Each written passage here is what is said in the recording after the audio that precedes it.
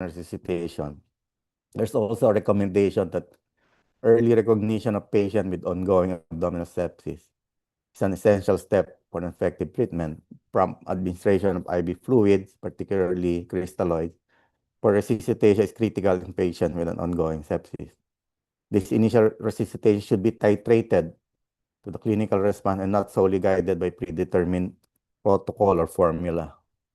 Vasopressor agent, particularly norepinephrine, may serve to augment and assist fluid resuscitation, particularly where this therapy alone is failing or non-responsive to volume repletion. How about source control?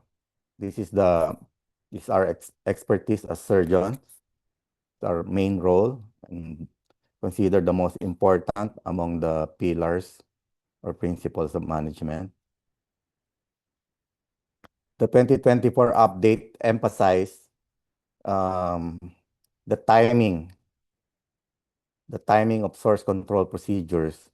They recommend undertaking source control within 12 hours, even in lower risk patients. It's a very strong recommendation, grade 1. And further recommend undertaking source control within 6 hours in higher risk patients with associated septic shock. And this is based on a study, a large series where patients with septic shock that were operated beyond 6 hours, and there is 100% mortality. So this is very important.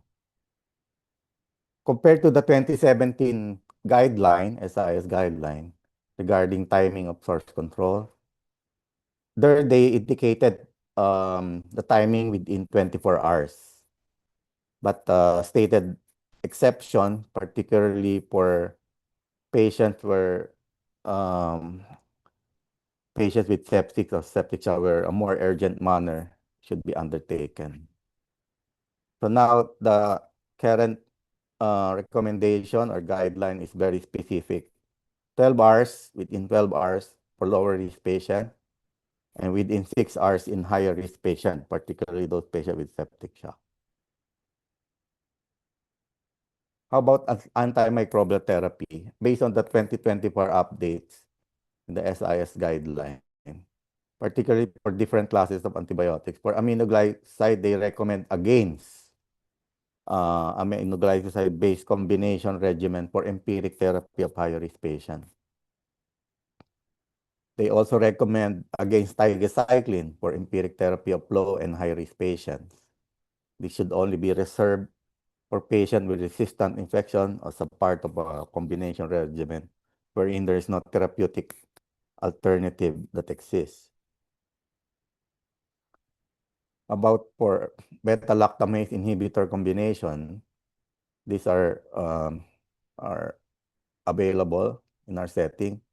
Cefoperazone, sulbactam, they recommend for empiric therapy only for lower risk patients. Ceftolozane, tazobactam, they recommend plus in combination with metronidazole for empiric therapy, but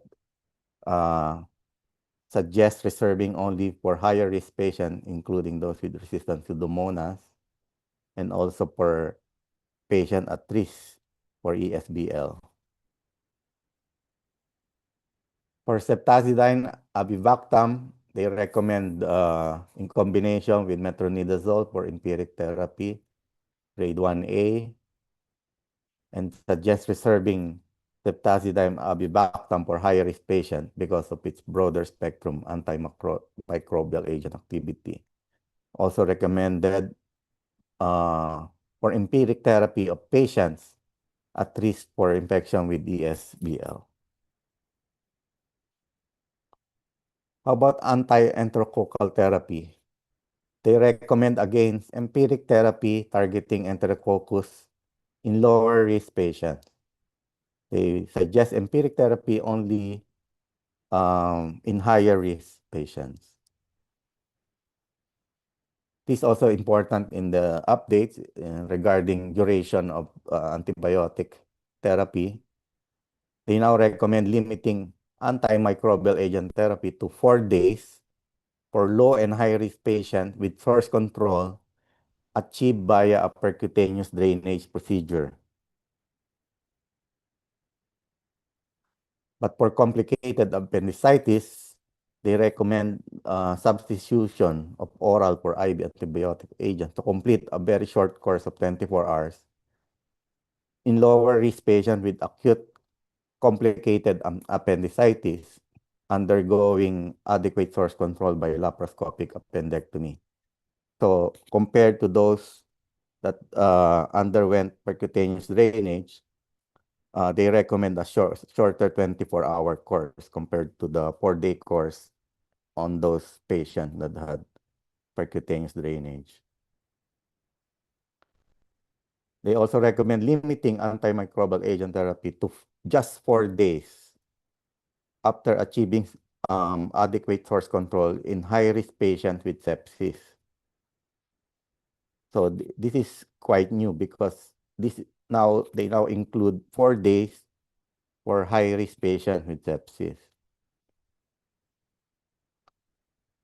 They also recommend limiting duration to 4 days after achieving source control in high-risk patients at increased risk of complication from diabetes, obesity, or a higher illness severity. So remember, 4 days, even for high-risk patients.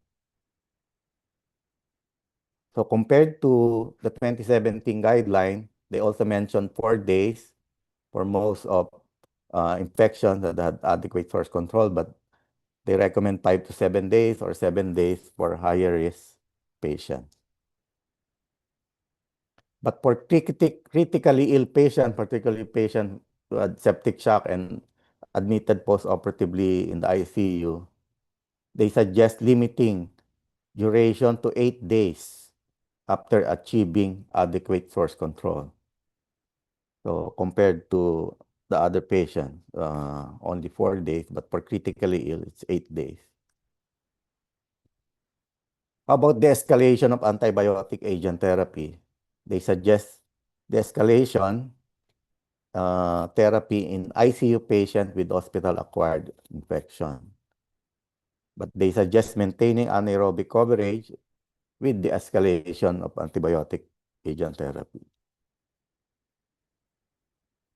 About antimicrobial resistance, a strategy to address this is through antimicrobial stewardship or AMS.